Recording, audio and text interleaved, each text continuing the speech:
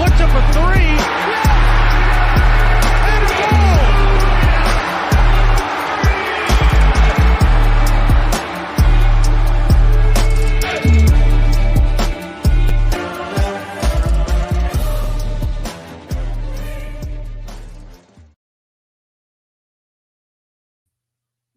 Bearcat Blitz time on the Believe Network. Let's get into a later in the week edition of the show right here on Bally Sports Ohio, of course, on Talking Cats with Russ Heltman, the YouTube page, and whatever podcast platform you frequent. You can find us there as well. Subscribe, rate, and review. I'm your host, Russ Heltman of allbearcats.com. He's my co-host, Neil Meyer of the frontofficenews.com and All Bearcats as well. We got to tell you about Bet Online before we get into today's show. They continue to be your number one source for all your basketball wagering needs, including pro and college hoops throughout the year. With up-to-the-minute odds, stats, and trends, you can follow your favorite team's path to the playoffs with in-game live betting, contests, and all the best player props. Experience the world's best wagering platform anytime with your desktop or mobile devices. Head to Bet Online today to become part of the team. And remember to use promo code BELIEVE, that's BLEAV, for your 50% welcome bonus on your first deposit. Bet Online, the game starts here. Neil, we're in the thick of basketball season, but we had a abrupt news drop from the football program in recent weeks. Let's get to that first, as Darrell Sims, kind of one of the big portions of this running attack. Running backs coach Darrell Sims, of course, leaving UC to take the running backs coach role at Tennessee. And we'll start there, Neil. We'll dive into some other things this show as well in terms of UC athletics. Check in on the women's basketball team as they start to wind down their season. Just 3 games remaining in the Big 12 slate for Katrina Merriweather's first run as head coach of that team. And we will also look at Jizzle James performing like a top 15 freshman so far nationally in the 2023-24 season. Plus, we'll close the show with a look at TCU, a game that could ultimately be the fulcrum point and the game that decides the NCAA tournament fate of the Bearcats when the season is all wrapped up on the men's side in just a couple weeks. But first, Neil, let's get to Darrell Sims, who is no longer with the program, takes the job at Tennessee. I think it's a decent loss, Neil, but not one that should ultimately keep UC from matching or exceeding the heights that they had on the ground in 2023. Yeah, and if you ask me personally, Russ, I would think it's a significant loss just due to how the season went last season. Obviously, the running game was the bread and butter of Scott Satterfield's offense a season ago, and Darrell Sims was a huge part of that offense. I mean, you look at what he was able to do at Louisville, what he was able to bring here to Cincinnati, got this team back to a top 5 rushing attack in all of college football behind Corey Kiner's 1,000-yard season. I thought he was a drastic part in Corey Kiner's success this season. I mean, Corey saw career highs in just about every statistical category. Averaged 5.5 yards per carry, if I remember right, 1,070-something yards. So overall, it's a huge loss. And I mean, you look at him from that standpoint and what he was been able to do. This was a Cincinnati team that averaged 217 yards on the ground per game, which was 5th in all of college football. But matter of fact, it was 3rd in the Big 12. But the only schools ahead of them was West Virginia and UCF. So they're 3rd in the Big 12 in rushing a season ago, and now you lose your top running back coach and Darrell Sims to go to Tennessee. And everybody knows the SEC, it's like if you're losing coaches and assistants to the SEC or the NFL, which is something Scott Satterfield has done now twice this offseason with Brian Brown heading out to Ole Miss, it means you're doing things in the right direction. You're doing things the right way, where if these SEC schools or the NFL teams come calling for your assistants, it means you have the right guys. And I mean, that even happened before he came to Cincinnati. I mean, he had his tight ends coach was poached by the Indianapolis Colts before the season even started. So overall, you're looking at the guys that Scott Satterfield is considering as assistant coaches for the staff. And these are guys who are drawing interest from other programs all across the college football landscape and potentially the NFL. So for Darrell Sims to leave right now for Tennessee, it sucks. I think it's a significant loss, especially there with how the rushing attack was really kind of guiding this team throughout the 2023 season. It was an up and down season. They faced a lot of adversity, but I think the one thing that we can talk about, Russ, that remained steady throughout that season was the rushing attack. No doubt. And it's a significant loss for sure. And it's one of those losses where, like I mentioned, I think it's significant, but the sum of the parts and the overall makeup of the offense, especially that rushing attack, it should just continue getting better, I would say. I think the rushing attack, it would be a more so a trepidatious like type of situation, Neil, if Nick Cardwell were to leave abruptly here in the next few weeks. If he were the one that was leaving in terms of just being a big part of that run scheme, a big part of this, the down to down, day to day tutelage of that offensive line, it's kind of going without saying. People know this nowadays in 2024 as we sit here in the sport of college football and football at large. Offensive linemen are what drive production, running game. On top of, you need a decent running back to be able to get that kind of total amount of production to maximize it, which Corey Conner is more than decent. But I don't think the loss of Darrell Sims is going to necessarily make the running back room bad all of a sudden, or turn the offensive line, make them not be able to block all of a sudden. The integrity of the run game should still be there, but it does start to worry you a little bit, Neil, in the fact that on one side, it's a great thing that assistants are getting plucked away from other schools when you think about other schools looking at them as top options, as Scott Satterfield has brought in the best guys possible for him to be able to get on his staff.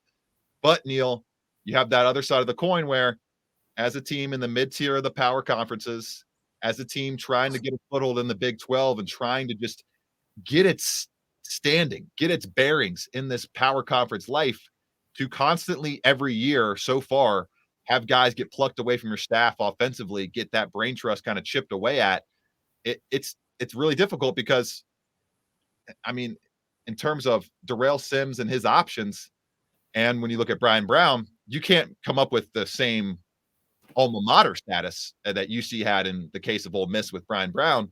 But it would be nice, Neil, if UC could, and they've already added money to the assistant pool last year, but if they were able to meet the same monetary values that these assistant coaches in the SEC were making, it would make these things a lot easier.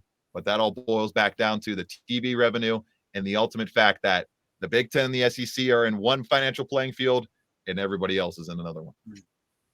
Yeah, absolutely. And that's something that you talk about was the assistant salary pool. People forget that when Scott Satterfield was hired, he actually took a lesser amount of salary to have his assistant salary pool bumped up tremendously. And I believe it was probably anticipating some of this, right, Neil? Don't you think?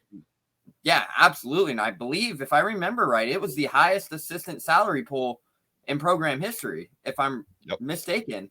And that's a huge testament at what Scott Satterfield is able to do as a coaching staff. And he's bringing in the right coaches. And I mean, if they're getting plucked away from the NFL or these high-powered SEC jobs, that means he knows something about ball and he's bringing in the right guys.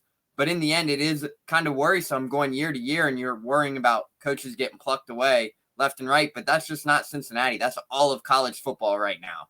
I mean, heck, you look at Michigan losing their whole coaching staff, just about to go out with Coach Harbaugh to Los Angeles and take on the Chargers job. I mean, Kalen DeBoer going to Alabama. Like, this is just something that is happening all across college football and not just here in Cincinnati.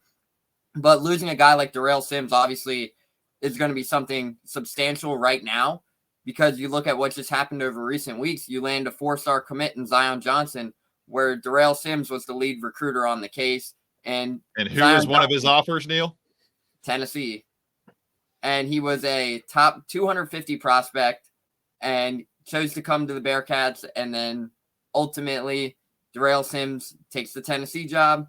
And now it's like, what happens? Obviously, no one knows what's going through the young man's mind.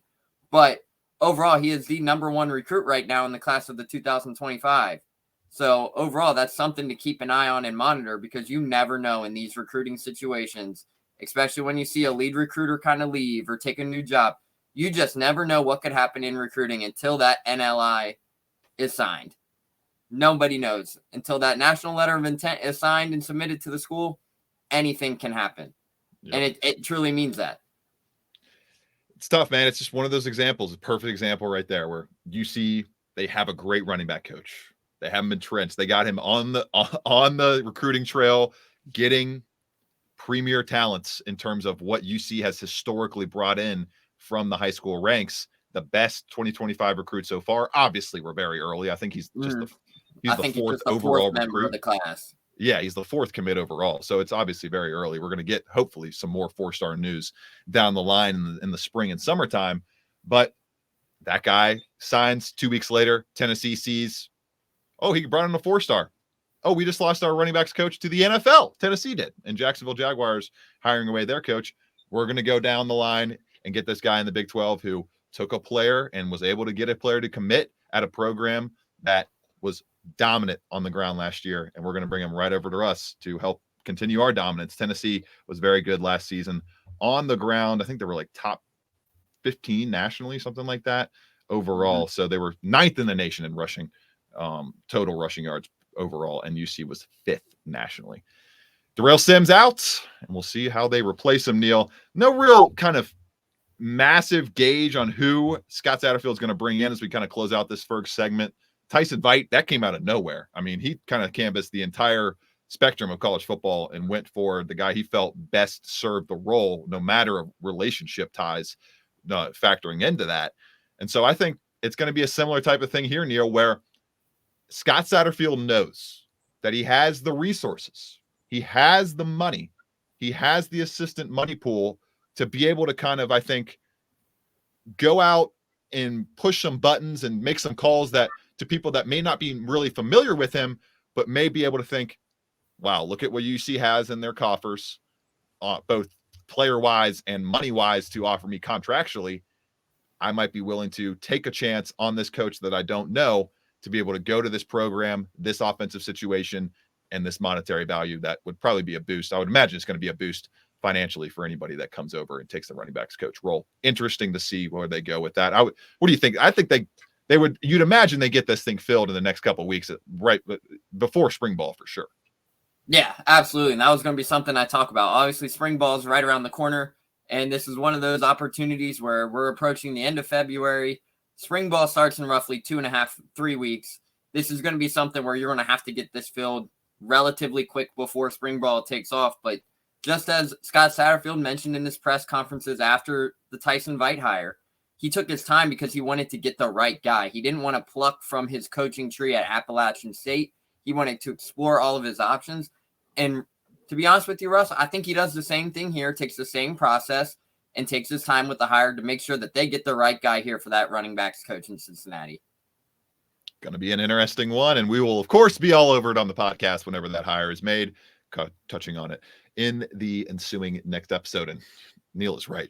Spring football, fast approaching. Excited to see how the fellas are looking out there at Nippert Stadium. The final spring session, I think, at Nippert Stadium before the big indoor facility is completed. They'll be out there inside the indoor facility in 2025 and beyond for spring ball. Neil Meyer, Russ Heltman with you on Bearcat Blitz and all Bearcats. And we are coming back with a look at the women's basketball team winding down their season. We'll check in with them and Jizzle James performing like a top 15 freshman nationally. We'll tell you why and how that was assessed after all this on Bearcat Blitz.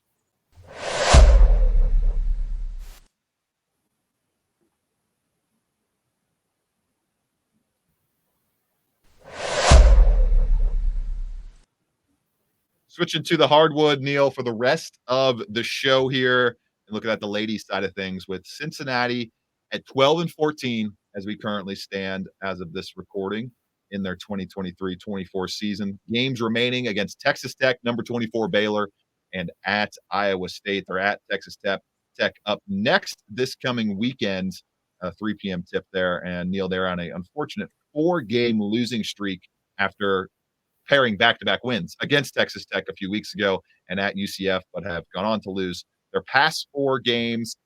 Overall, 4-11 on the season in the Big 12. They're 12-14 overall. what would you say in terms of the expectations? You're a little bit closer to the program, obviously, than I am. Going into this season versus where we stand now at 12-14, how would you assess year one under Katrina Merriweather? Yeah, year one, I think Katrina Merriweather and this staff, they're knocking it out of the park. Yes, the record is still sitting at 12-14 on the season, just 4 of 11 in Big 12 play, but you're looking down from a season ago in 2022 to 2023, where the program finished 9-21 and 2 of 14 in the American Athletic Conference. They lost 6 straight to end the season. Katrina had to not only re-recruit the girls that were still here, but she had to go out and recruit her own staff, her own recruits as well, bring in a staff. But you also look down at their record this season. They're without Maya Jackson, who missed time at the beginning of the season with a knee injury. She came back. She has not played since middle of January after re-aggravating the knee injury. So she's been shut down completely. That was their one of your scorer. top 3 scorers, top 3 offensive players right there. And she was leading the team in scoring, 3-point shooting. She was one of those guards who provided veteran experience, leadership, could do everything just about for that team.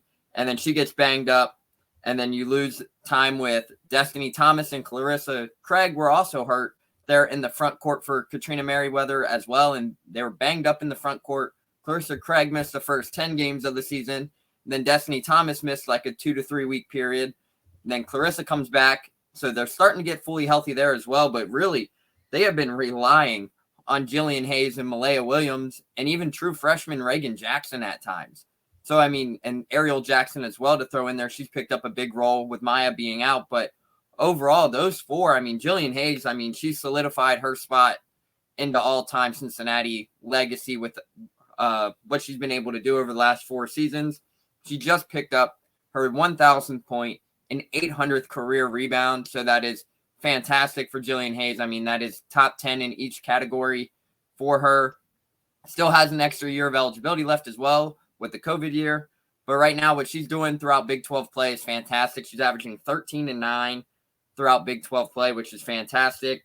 And then Reagan Jackson, I mean, the future is really bright for her, obviously taking on a role where she comes into the season not knowing really what to expect at that point guard position, with Maya Jackson and Ariel Jackson looking to take the bull by its horns at that point guard, the 1 and 2 guard position.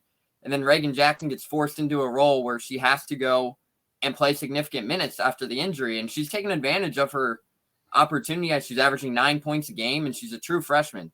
So there's still bright things and big things to come for Reagan Jackson at that point guard position. But you're looking down at the schedule that was built for Katrina Merriweather this season, Russ. We've talked to her a couple times, and when we talked to her on the show that we had her on this show, look down, that was right after the Paradise Jam, where she had to go through number 17 Louisville in the first game of the season, go out to the Virgin Islands and take on a top 10 Colorado team, a top 10 NC State team. They get the big win versus Kentucky. They beat a team in Toledo that is projected to win the MAC shortly after. So they are taking the steps in the right direction. And I can tell you right now, with what Katrina Merriweather and this staff is doing on the recruiting trail, it's going to be a fun time in Clifton with how they're attacking the recruiting trail. They're doing it the right way. You see the caliber of prospects they are bringing in. We have seen Dee Alexander on campus a couple times for unofficial visits. That is a big priority target. They are making a huge effort to keep her home here in Cincinnati, the Purcell Marion Star. So I think right now that they are doing a fantastic job at building this thing back up from where it was a season ago, getting this culture and this program back. The sisterhood motto, I think, is fantastic. It really shows the motto and what they are trying to build here. And I think for Katrina Merriweather, she has exceeded all expectations in year one. I really do. Great summation right there by Neil Meyer.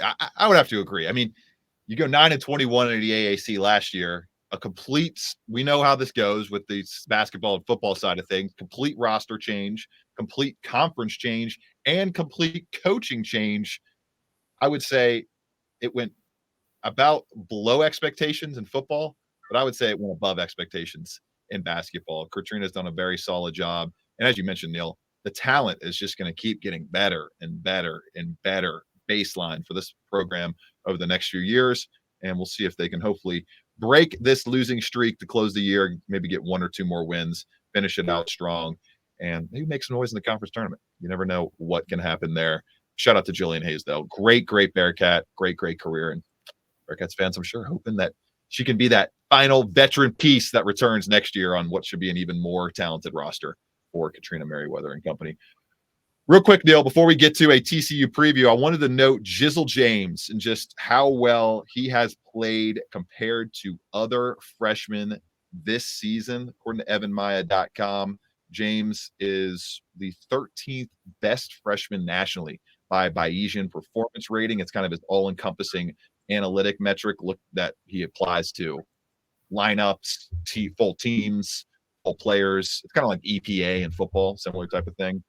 And James is actually, funny enough, Neil, performing at a better game-to-game and overall season rate than the man who scorned Cincinnati to go out west to play for USC, Isaiah Collier, who is at 24th on the Bayesian performance rating among freshmen, and Jizzle James is above him at number 13, 7.5 points, 2.1 assists.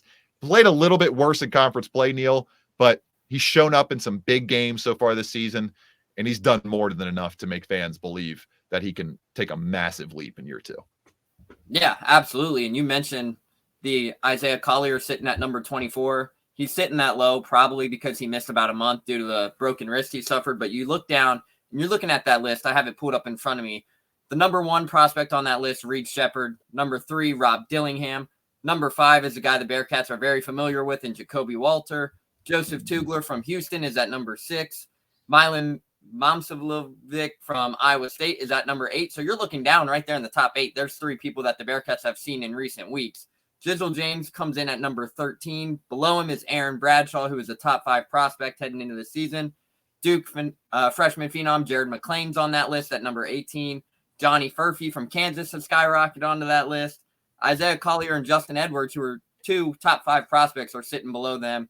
So Jizzle James has proven that he has been able to take the bull by the horns and be that impact player at that point guard position. And Russ, I don't know about you, but there are some times where you look and you watch Jizzle James play and you just sit back and you're like, he's only 18, guys. Right. He's only 18 making moves where, I mean, he's going into the paint sometimes, Russ, bullying these bigger size guards and wing defenders with ease, just getting to a spot.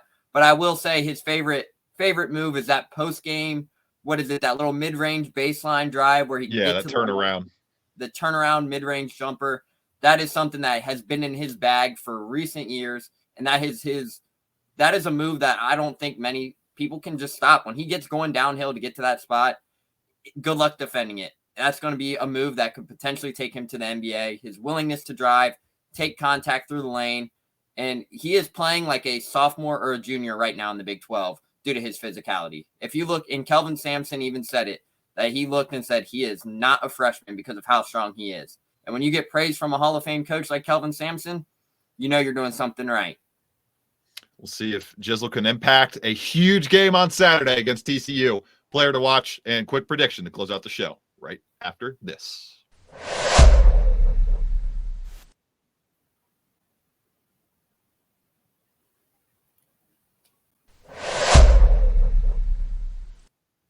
Real quick, Neil, the big one, a massive road matchup for Cincinnati at TCU. These 2 teams both hanging on to the NCAA tournament bubble, and whoever loses is in a bad way for their chances to make the NCAA tournament.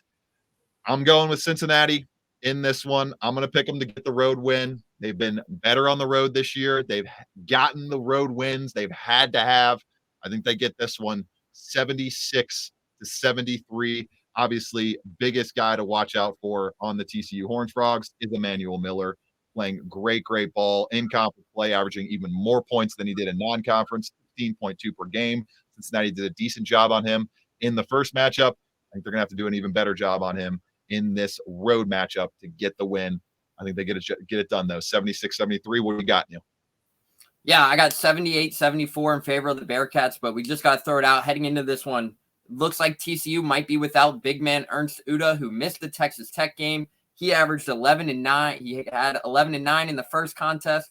The Bearcats have been dominating the boards. I think without his presence, if he is unable to go, I think this could be a game where the Bearcats could dominate the glass and get things done yet again and build that momentum heading in there. But I'm going with Micah Peavy for TCU.